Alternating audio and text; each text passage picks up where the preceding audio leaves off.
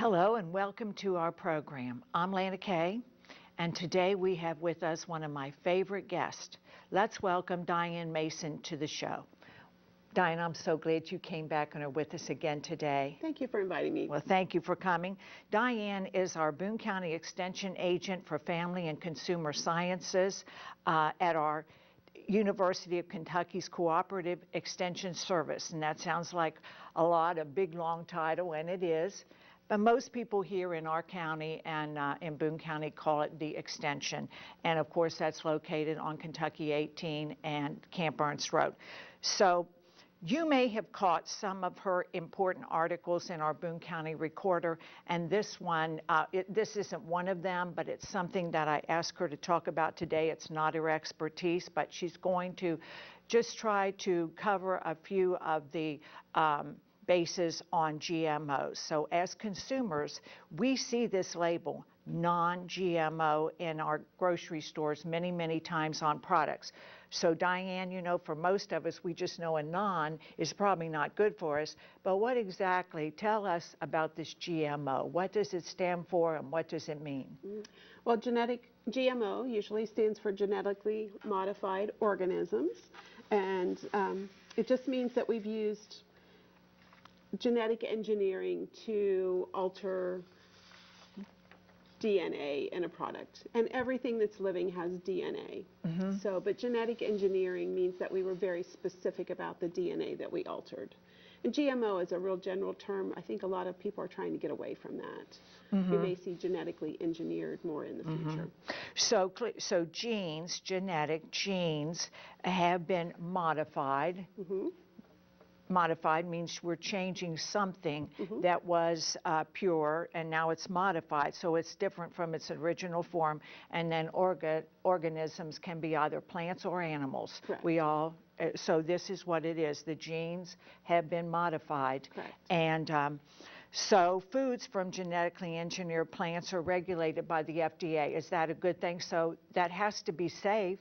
Federal drug. Yes, they're extensively tested. They have to be submitted to the Food and Drug Administration. The Food and Drug Administration looks at the long-term effects and then decides whether the item can be put out for consumption by humans. Very good. Now, Diane, why would we want to do this? Why are we not keeping everything as it was? Why have we decided to modify? I think a lot of us don't realize that Mother Nature modifies crops on her own. Okay. If you think about maybe a tomato that you've grown. Okay. And one year the tomato did really, really well. Or you have two of the same tomato plants and one does really well and the other maybe not so much. Mother Nature maybe did something and modified one or the other. I see. And we tend to pick the better one, don't we? Oh, sure. We tend to pick the plumper tomato or the redder apple or whatever. And so then we'll save the seeds from that one and use that one again. So and like let the other one go, you know, because it didn't produce as well. Exactly. So okay. So it's not necessarily genetically modifying or genetic engineering, but it is selecting nature's modification. Correct. Okay, so good. Not all changes in products are man created. I gotcha. But we have decided to genetically modify foods for pest resistance, to use fewer chemicals, drought resistance, for disease control. There are lots of reasons why. Water, maybe they don't consume as much water, so we're always looking to try to preserve our natural resources. Okay, now what foods in the United States are genetically, because there is some that are and some that aren't. Correct. There is a very specific list of foods that have been approved by the Food and Drug Administration to be sold in grocery stores for human consumption. And a lot of people think that wheat is one of those, and it's not. Okay, wheat is not. It is not. There is no genetically modified wheat sold in America today. So it's all in its pure state. It is all a natural state. It has not been altered by man. Okay, now this has been going, people think that just because, I don't know now, I think there's more of it. We see non-GMO more often, but this has been going on since when? It's been a while. Well, probably the early 90s we've been actually having products on the market. Papaya is a good example. Oh yes, papaya I like papaya. has been genetically modified because there was a virus called papaya ring spot virus that almost devastated the crop in Hawaii. And so we had researchers go in and come up with a way to address that virus. Okay. And they saved the papaya industry in Hawaii. Wow, because of it. Because they did modify. Because they were able to. Yes. Okay, apples? Apples, some, not all apples Not all. are genetically So they modified. would say that. So hopefully, maybe. You don't have to label yet. It's not Okay, till 2020 when labeling okay, comes some out. are, some aren't. Okay. But when you cut open an apple, oftentimes it will turn brown, right? And that's Right. just normal. Right. That's absolutely normal. That's natural. But a lot of us don't like apples that have turned brown Okay. when they're cut. And so they have taken that gene that causes that browning Wow. and changed it so that now we have apples that don't brown Pretty intricate. as quickly. Pretty intricate. And there are 4 gene sequence letters, and they can actually take specific letters or take specific gene sequences And modify. and put that into the other product to to modify. get out something or make something even more powerful. Correct. Wow, what a thing. Okay, now this is from Lana K. Canola. We don't see a canola plant. It's derived from a rapeseed, a beautiful yellow flower. And this happened in Canada.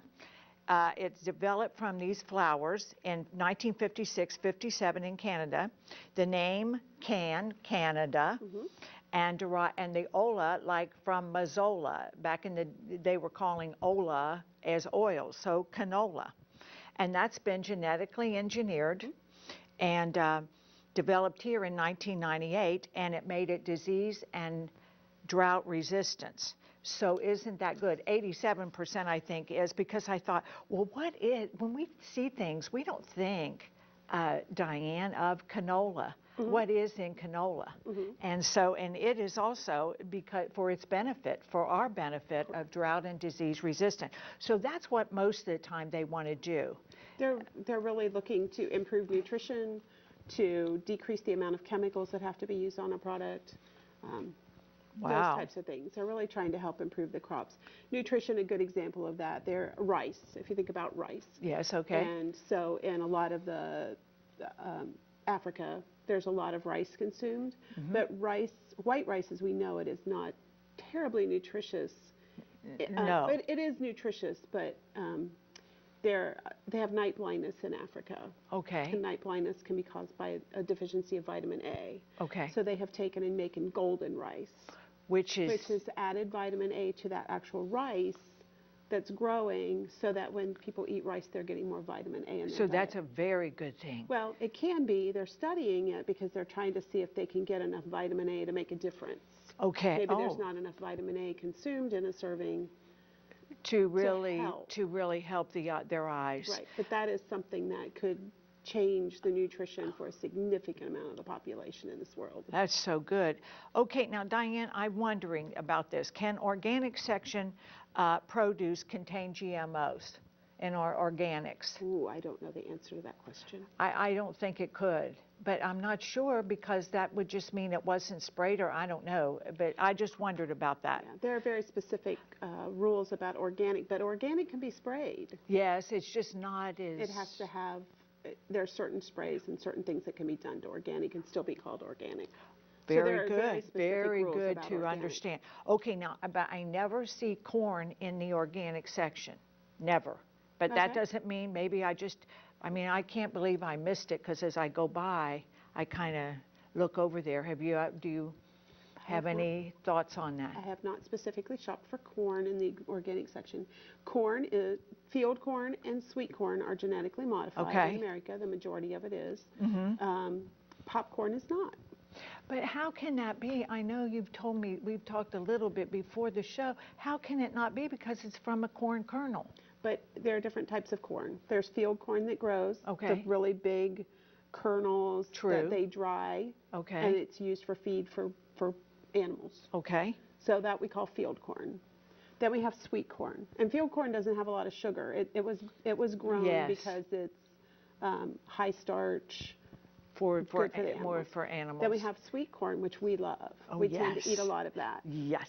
That has been genetically modified. Popcorn is a whole different plant. I didn't Indian realize corn is a that. totally different plant. Okay, I didn't realize that. So the popcorn is clear. I mean, Correct. because it's As a of whole now. different thing It's so far. a completely different crop. Okay. So now labeling of the GMO is voluntary. Correct. They haven't really stepped on it yet. A lot of the companies have been arguing about how to label it, what to call it, how much, because you can have an ingredient in a product. Like if you put soybean oil in a product and the soybean oil was from a genetically modified plant, and that's an ingredient in another item. Wow, that's going to get complicated. That it's not GMO. So that's going to get really complicated. So they've really been working on the guidelines on that. In 2020, and right now it's voluntary, and in 2020 we should start seeing a consistent no GMO label. And that would be even on the ingredients, getting way more intricate with, Correct. If it's got soy and that's been modified, it'll say. Yeah. Wow. Well, you would see no non-GMO soybean oil, non-GMO, and every ingredient would have to say non-GMO. Got it. Wow, that's going to really be a task, isn't it? So a lot of companies are working toward that, but it does take time to change labels and change processes. Okay, now this has been going on since the 80s. And it's been used to develop human insulin, genetic engineering. Okay, so tell us, that's a good thing. That's a good thing for people that need insulin. For people that need insulin, if we had to rely on the original form animal that we get the insulin from, we could not keep up with the amount of insulin needed in the United States or in the world. And so they came up with a genetic engineered item, and most people use genetically engineered insulin. Is so great, really. So tell us, this is supposed to cut down too on fossil fuel, and we know that that's coal and bad things, coal and for the environment. But what is biofuel, Diane? We want to start, that'll help promote using biofuel for our genetically modified. Corn is a common item that we use as a biofuel. They're also looking at some algae. If you've seen some of the news reports where the scientist is holding up the test tube and shaking it with the green stuff in it, they're looking to develop fuel to burn in our cars and our power plants. Derived from plants, which is a renewable resource. And not near as toxic to the environment. Correct. So helping us get away. So that's another very good thing. But that also goes back to we need to use less water and less chemicals to grow those things so that we can sustain our land. And conserve that too. Okay, genetically engineered food. Now I know with the extension, tell me, you're not going to say bad or good, just the facts. And and so that's how you look at this. Do you eat genetically engineered foods? Yes. And you are not in any way concerned? I am not concerned personally, and most of the scientists that I talk to about it are not concerned. And I think that we have to remember that the farmers growing our food are eating our food too. So But if people have concerns, I think they need to do the research and get some facts. See what they want and see what they want to go because this can get very deep. Diane today, she's no expert on this. We're just surface. We're just going on the surfaces. So you don't say if it's bad, but you keep in mind that you think that as time goes on, if we don't, we're not going to be able to really sustain our food chain. Our food to feed the masses. That, and I think we can already look at some things. Papaya is one. We saved the papaya industry. Oh, that's so good too. I like in papaya. Hawaii. There's a problem with oranges that grow in Florida, very specifically. It's called citrus greening, and it's a bacterial disease, and it has been there for a long, long time, and it is wiping out the crop. Places have moved groves because of it to try to get away from the bacteria. If we don't do something... Because it's in the soil, probably, it's coming up, so that if they're moving, they're trying to get away, so we would lose, are you saying? We could. If something's not done, we could lose orange juice, because Florida is a major producer of orange juice. Whoa, wouldn't that be? We just don't think about... So we need to do something, whatever that something is, to try to help control that citrus greening. Okay. So I don't know what that is. I'm not a scientist. But I think we have to look But it has to be addressed, or we do know that, you can't keep moving. You have to, get, and so it is the seed that is modified then? I don't know As how we they're plant, doing or that. how, I mean, not in oranges, but Oh. is the seed of these different things, is that what is modified? It would have to be, wouldn't it, Diane? I mean, Well, they're taking the plants and taking a portion, they're taking the DNA from that plant, and then eventually it becomes the seed that grows the plant. yeah, then the seed, so I got you. So then it would become the seed. I see. It's not necessarily they're working on the seeds, they're working on the whole plant and deriving and all Pulling out that what they need, scientific correct. tough, stuff that they But do. they can be very specific and say, this is what is causing the red in apples. They can so good. figure that out. Oh, that is so Or amazing. the yellow, when you really, or the green. When you really think about that, is so amazing and so good to save crops and to save our orange, possibly our orange production of oranges, which we all love. And be more efficient. Okay, hybrid crop. Diane, I can't help but get interested when I start reading a little bit. Hybridization. This is so interesting. You cross-pollinate and repeatedly inbreeding plants until a stable strain is attained. But hybrid seed saved till the next crop, let's say, and especially in the early bird tomatoes, which people love because they come on early. But if that is a hybrid, and when you plant those seeds, it will not have the traits of the parents. Correct. Because it's hybrid. Isn't that amazing? You cross You would two think, items, yes. and it doesn't know which one it needs to pull from. So you probably won't get the same plants again. That you love this early bird hybrid tomato, but if it's a hybrid, those seeds cannot produce another hybrid like you loved. That's so amazing. So, nature. It's all goes back to Correct. nature. So anyway, you talked about hybrid, and then I looked into that, and I thought, but we've been crossed for a long time. That's been going on. This is just getting. That's nature's way, and now with pollinating and all that. But so this is more a scientific way. We're getting more specific, and we've speeded up the process, because if we planted something one year, we have to wait for an entire cycle for it to grow True. and check. Whereas when we can do some genetic engineering, we can speed that process up a little bit and come up with the end results a lot faster. And if we just hybridize, we're mixing all of the genes from both plants together. Yes. And we don't know which one Is we cross doing both what? the good and the It's bad. doing what? Yeah, We it's cross giving us. all of it. I understand. Whereas if we take genetic engineering and we cross, we've only crossed the one that we know we want. that we can see what happened to it. And if we didn't like what happened, then we say, okay, well, we're going to take another one and cross. I understand. That is so good to understand all this. Diane, we're running out of time.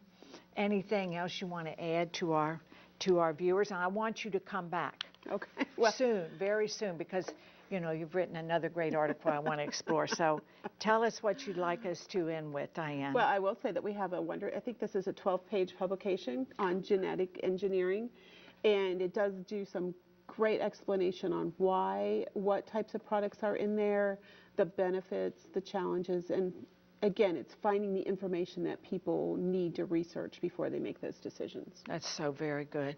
Diane, like I said, we're almost out of time. We have learned so much today. Thank you, and I hope you will come back soon. Diane's contact information will follow at the end of the show. Thank you for watching, and I hope that you learned as much as I did. You've been listening to Diane Mason today. Be happy, and you keep smiling, and I'll see you soon.